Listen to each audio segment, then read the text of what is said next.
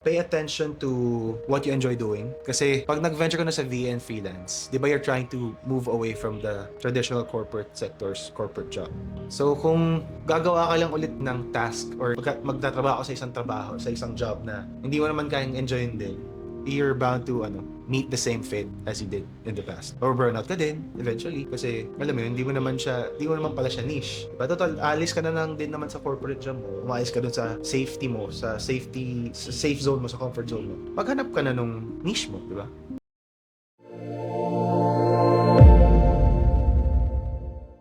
Hey guys, this is Trent Lee and I'm your host, Jack.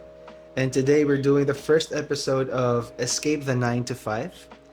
So this is something different. We came up with this idea of sourcing and reading stories and questions from Reddit from different aspiring VAs or people who are trying to move from their corporate jobs into the freelance world. And I'll be reading some stories and answering them, leaving some comments, whatever you think of. So yeah, I hope you guys enjoy this, and if you like it, leave a like, drop a comment, and subscribe. And this is the first episode, so we sourced some questions from different people, and I'll be reading them and answering them. I'll be speaking from my own experience, so there's no fluff, no hype. And these are just things that I wish someone had told me when I first started, looking for a VA job and venturing into the freelance world. Let's start with the first question. What do you wish you learned before starting as a VA? VA tutorials on YouTube or on TikTok. And maybe you've been saving courses and guides online. And you're just feeling overwhelmed because ang dami natin nakikita online, ang dami natin nakikita mga guides, ang daming opinion from other people. And ayun, I think this episode can help you. I hope it helps you. Siguro it's not just about following tasks.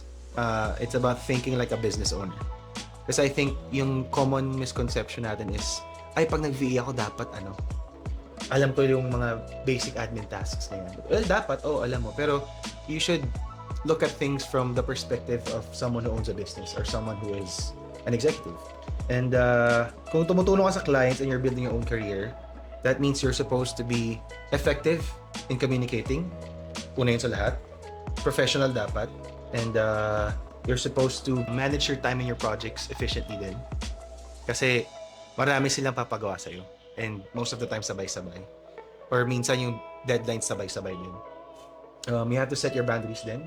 So you let your client know na, ay, hindi ko pa kayang gawin eh. Ay, hindi pa kaya ng gatong oras. Or, pwede bang unahin ko muna to kasi ito yung mas urgent. Ganyan. So you have to let them know kung ano yung kaya at hindi mo kayang gawin. Kasi minsan, feeling ko may mga client na tingin nila, pag may pinagawa sila sa'yo, ay, kaya niyan, basta kaya niyan. Ganun. So kailangan iset mo din yung expectations nila. And dapat alam mo din yung value mo. Kasi if you know sa sarili mo that you're making your client's life easier, dapat alam mo yung rate mo, syempre. And yung value mo dun sa team na binuo niya. And yun, I wish someone told me in the beginning that it's okay to start small. Hindi mo kailangan ng certifications for specific tools or specific skills. Kasi you can learn as you go. Dito sa VA world, parang yung experience yung pinakamaguturo sa'yo ng mga dapat mong malaman, tsaka yung mga kailangan mo along the way. Yung mga kailangan mo along the way as you progress in your career. Do you want to apply for online jobs but don't know where to start? We can help you. Join our VA talent pool and get connected with real clients looking for skilled Filipino virtual assistants. Whether you're experienced or just starting out, there's a place for you. Apply now and take the first step to our online career here at Tretley.com. Visit our website for job postings. Now back to our video. Next question. What are the things you should have prepared or ready before working as a VA? Would cheat sheets, spiels, scripts, and templates be handy? Yes, 1,000% yes. So, i-prepare mo na yung basics. Una, kailangan mo ng bagong Gmail account. If kailangan mo lagay yung pangalan mo, tapos yung pangalan din ng company, mas okay yun para kasi may iba naman sa atin nagsasabay-sabay din ng client o nagsasabay-sabay mo. Maganda rin na para ma-segregate mo siya na maayos. Iba-iba yung email mo. And then you need a simple resume or portfolio, a short introduction spiel or kumbaga parang cover letter. That would help. And yung templates for emails and proposals and para sa questions ng mga clients, makakatulong din siya. Let's say for example, if a client says, tell me about yourself, ayaw mo naman na mag-freeze ka, di ba? Dapat alam mo yung sasabihin mo. And yung dapat yung sasabihin mo, hindi nandun sa resume mo. Kasi, ba't ka naman yung tatanungin kung nasa resume mo na, di ba? Nagsasayang lang din siya ng oras. So, it helps to have a clear and confident script that you can use. Kasi, makikita din ng client mo na, nag-prepare siya for this. So, green flag yun for him. Or for her. For them.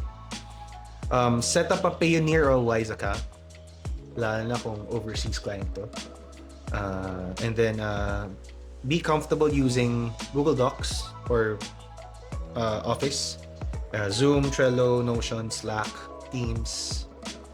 And then, make a list of the services that you're offering. Para din, kapag tayo ano ba talaga expertise mo, ano ba talagang kaya mong gawin, you can give them a list of all the things that you're able to do. Next question. I think this is really important. What are the red flags to look out for in a potential client? Una, kapag ayaw nilang ibayaran ka through secure platforms. Red flag yun.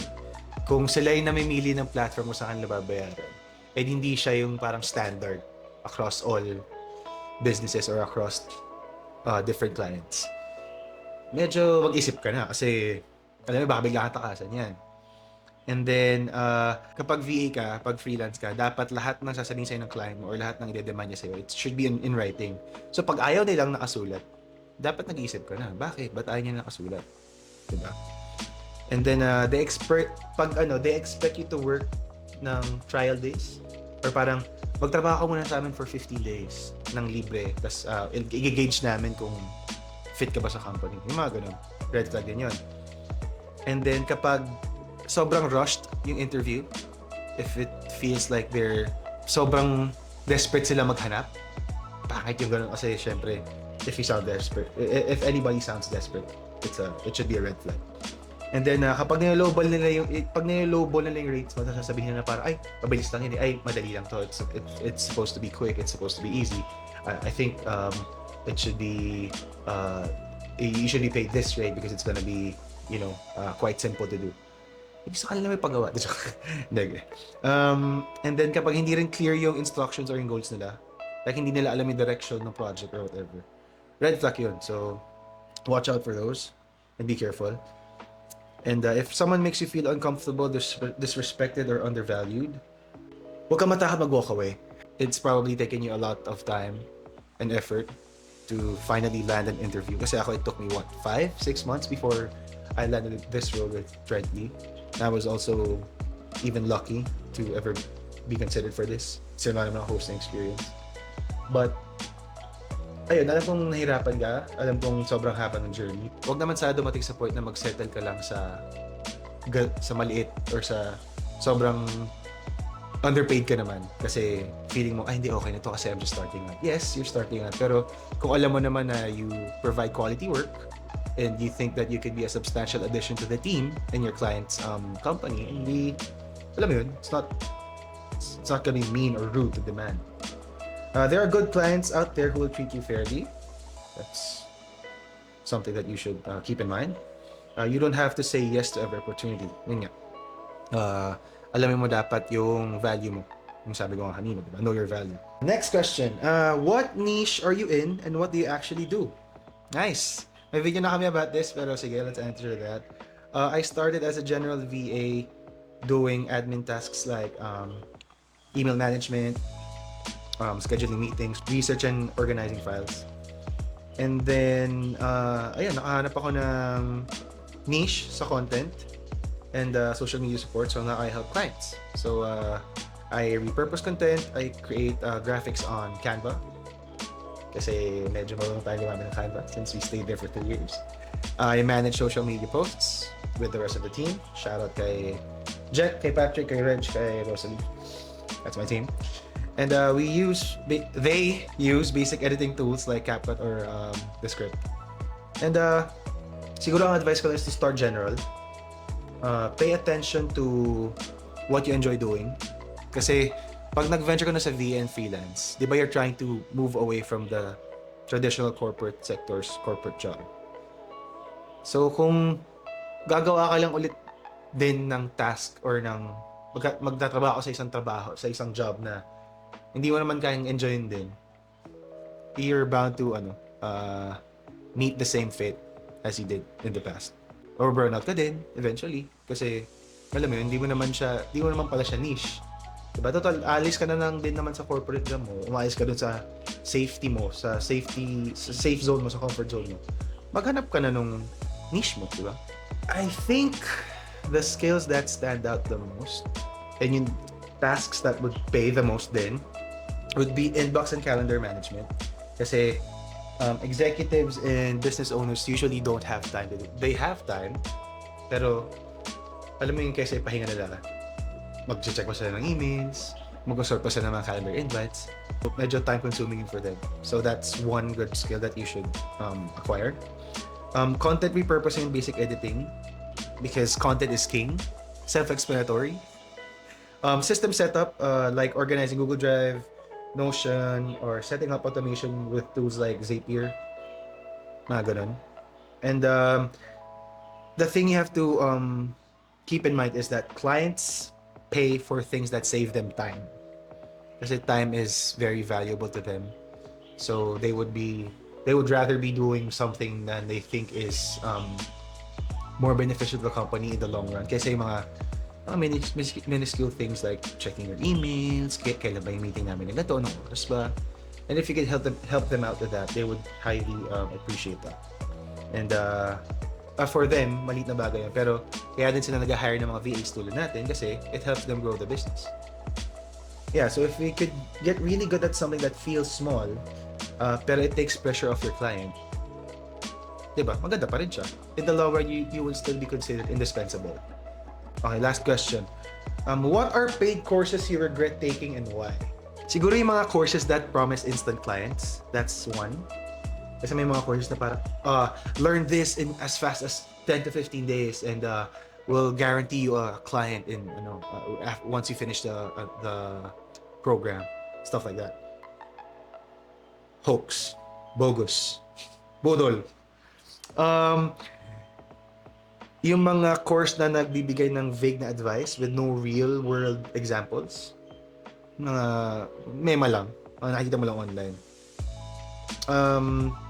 Courses that focus more on selling their next course rather than helping us succeed. So may mga tao nagbebenta ng course na parang, ito course sa marketing kunwari. Pero if you purchase this other course for only $9.99, you get 3 courses for the price of 1. Stuff like that. Mga ganun, alam mo nang they're just trying to rip you off. And then yung mga courses that don't give you any practical exercises. Yung parang puro talking presence lang. Just skip those. And I think you should start with free resources first. So you have YouTube, you have TikTok, you have Facebook. May mga tao din nagpo-post on Facebook. I think may nakita akong Facebook thread. Tapos pagka-click ko nung isa sa comments, para may nag-comment doon na mother from Caloocan. Sabi niya, check out my free courses, ganyan. Tapos nag-start lang siya ng pandemic. Tapos ngayon parang dami niya, parang 4 yata, 3 yung clients niya. Tapos nagbibigay siya ng mga honest na tutorials. So yun, try those first. And if it doesn't work for you, edi tsaka siguro kayo mag-consider magbayad ng online courses na may bayad. Only invest when you're ready to level up or specialize. Kasi kung gagastos ka agad right from the get-go, tapos hindi mo naman alam kung anong niche mo, ano ba talaga gusto mong gawin, ano ba talaga yung high-paying VA tasks or jobs. Sayang, di ba? So, dapat hanapin mo muna yung niche mo, tapos pag sure ka na doon, hindi maghanap ka ng mga courses na mas papaganda or mas gagawin ka efficient dun sa role na gusto mong gawin. So yeah, to all the aspiring VAs listening, maybe you're still in your office job, wondering if you can really do this. And to be honest, you just need a plan, you need a little grit, and a little mindset shift. Kasi one of the few reasons I always hear from people is, hindi pa ako ready kasi binabayaran pa ako. medyo komportable pa ako sa ginagawa ko, parang okay pa ako dito. Ay kasi kabisado ko na yung work ko, tsaka okay naman okay pa naman yung boss ko eh. Kapag medyo pag medyo toxic na siya, tsaka kami na micromanage na niya ako, tsaka ako lilipat. Huwag mo na antayin, di ba? Siguro, pwede mo, kung may makita ka mga tasks na pwede mo siyang isabay, sabay mo na. Always remember na you're not just applying for jobs, you're building your future. So, kung talagang gusto mong gumanda yung future mo, hindi ka naman basta-basta mapasok sa kung saan-saan lang. Eh, hindi ka rin naman papasok na alam mong dehado ka, hindi mo alam yung gagawin. Your future could be as simple as, ay, gusto ko lang mag-work from home. I want to have more time to spend with my family. That's fine. E di, alam mo yun, start with that. Or baka, gusto kong mag-earn ng dollars. Okay, fine. Doon mo na magsimula. Or, pwede sabihin natin na, ay, gusto ko lang mag-work ako doon sa oras lang na gusto ko kasi marami pa akong ibang gustong gawin or tahakin. Do that. And then, find something that you actually enjoy doing. So, yeah. Thank you for tuning in to Escape the 9 to 5's first episode. If this episode helped you, send it to a friend or a co-lead who's ready to start their VA journey. And yeah, I'll see you in the next one. And remember, you don't need permission to start over. This has been Jack. This is Trentley. Peace.